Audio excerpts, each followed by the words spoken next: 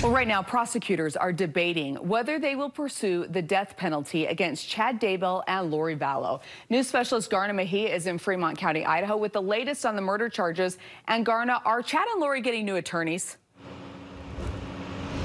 Yeah, good evening, you guys. Now, we're out here in Fremont County. This is where the children's bodies were found. It's also where Tammy Daybell died. And for now, Lori and Chad are saying that they want to keep the attorneys they have. But if this death penalty becomes a real possibility, that could all change.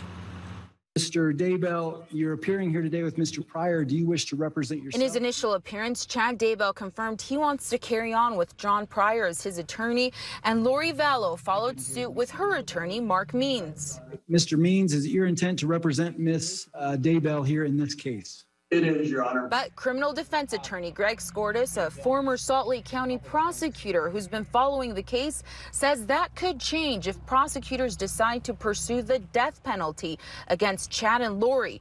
They would need what Skordas calls a death-qualified attorney. But when you get to something like a death penalty case, most of our courts, most of our states require that the attorney involved have had a certain amount of training or experience that qualifies them to handle capital cases. Skordas, who's handled several capital cases, says it's not a requirement if Chad and Lori hire private counsel.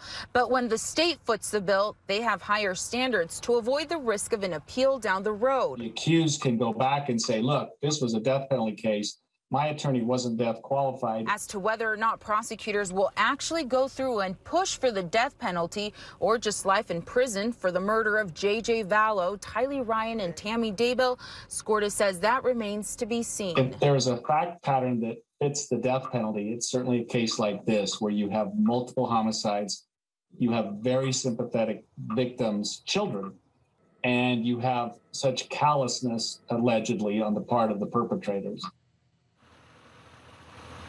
Now, it's our understanding there's only one death penalty qualified attorney in the area. In Fremont County, I'm Garna Mejia, KSL 5 News. All right, thanks so much, Garna.